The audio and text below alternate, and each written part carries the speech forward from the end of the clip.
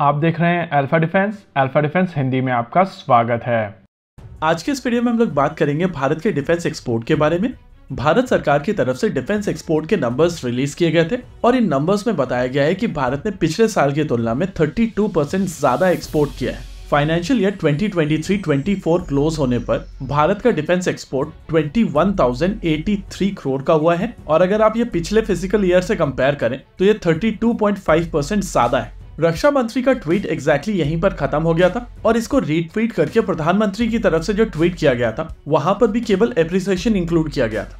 Overall ये एक positive news थी जहां पर कहा गया था कि भारत का डिफेंस एक्सपोर्ट 21,000 करोड़ से ऊपर निकल चुका है। लेकिन उसके बाद अलग अलग जगहों पर अलग अलग तरीके से कंपैरिजन शुरू की गई और नॉर्मली जब भी कंपैरिजन किया जाता है तो बहुत सारे लोगों की तरफ से अपने एजेंडा को धीरे से वहां पर पुश कर दिया जाता है। वीडियो के दौरान उस चीज के बारे में भी हम लोग बात करेंगे और फिर हम लोग लार्जर पिक्चर भी समझने की कोशिश करेंगे। देखिए, इस बात में कोई दो राय नहीं है कि भारत सरकार का इस समय फोकस डिफेंस एक्सपोर्ट को बढ़ाना है और उस कोशिश में भारत सरकार की तरफ से बहुत सारे स्टेप्स लिए गए।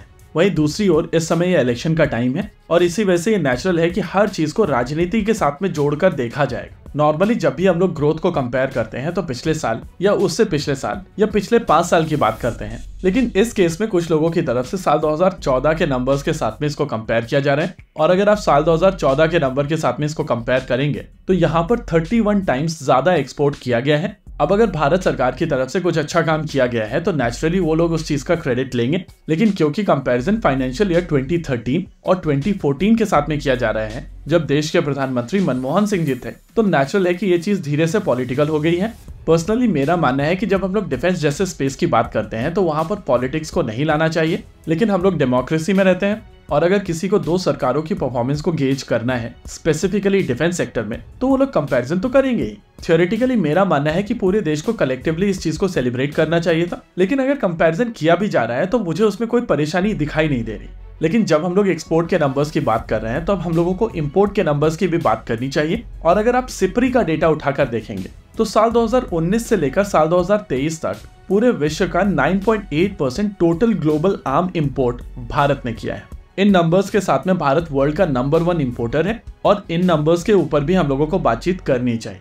हालांकि भारत सरकार की तरफ से कई इनिशिएटिव्स लिए गए हैं और डिफेंस में नॉर्मली जब भी कोई नया इनिशिएटिव लिया जाता है उसके रिजल्ट्स आने में आपको लगभग 5 से 7 साल का समय लगता है। नेगेटिव लिस्ट, जिसको बाद में भारत सरकार की तरफ से पॉजिटिव लिस्ट नाम दे दिया गया था, जहां पर उन इक्विपमेंट्स के नाम दिए जाते हैं जिनका इंपोर्ट बाहर से मना कर दिया जाता है। आईडेक्स, आत्मनिर्भर भारत कैंपेन, मेहर बाबा जैसे कॉम्पिटिशंस और टेक्नोलॉजी डेवलपमेंट फंड जैसे इनिशिएटिव्स भारत की इस इंपोर्ट डिपेंडेंसी को कम करेगा, लेकिन इस तरीके के इनिशिएटिव्स के रिजल्ट्स आने में थोड़ा समय लगता है और मोस्ट लाइकली जब अगली सिपरी की रिपोर्ट निकल कर आएगी तब तक हम लोगों को इसके इफेक्ट्स देखने मिले।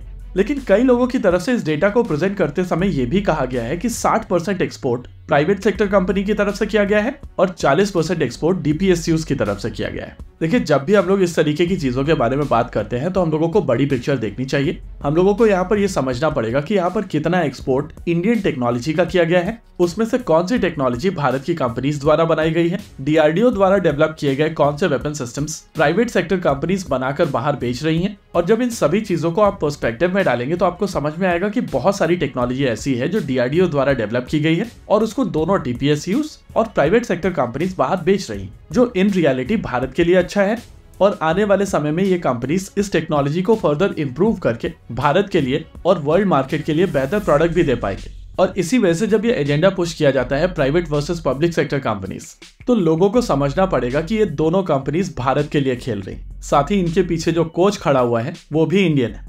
देखिए, बहुत समय तक हम लोगों ने डिफेंस में प्राइवेट सेक्टर कंपनीज को आने नहीं दिया है और अब ये कंपनीज डिफेंस में आ चुकी हैं। ये एक बहुत ही नेसेंट स्टेज है और इस पॉइंट ऑफ टाइम पर इन कंपनीज को हर तरीके की मदद की आवश्यकता है, चाहे वो टेक्नोलॉजी के साथ में डीआरडीओ से मदद आए, फंडिंग के साथ में भारत सरकार की तरफ से मदद आए या फिर कोलैबोरेशन के रूप में विदेशों से मदद आए। ये सब इन कंपनीज के लिए जरूरी है, लेकिन हम लोगों को यहाँ पर माइंडफुल होना पड़ेगा कि जो टेक्नोलॉजी भारत डेवलप कर चुका है उसको बाहर से ना इम्पोर्ट किया जाए। ये चीज हम सभी समझते हैं कि सरकारी कंपनीज के साथ में कुछ परेशानियां होती हैं और प्राइवेट सेक्टर कंपनीज ज्यादा एफिशिएंट होती हैं। ऐसे में 5 साल बाद जब इस तरीके की रिपोर्ट निकल कर आएगी तो आपको 80 से 90% शेयर प्राइवेट सेक्टर कंपनीज का मिलेगा, लेकिन होपफुली तब तक ये लोग अपनी टेक्नोलॉजी खुद डेवलप करने लगेंगे। इसी के साथ आज के इस वीडियो में रखते हैं केवल इतना ही। वीडियो को अंत तक देखने के लिए धन्यवाद। देखते रहिए अल्फा डिफेंस। जय हिंद।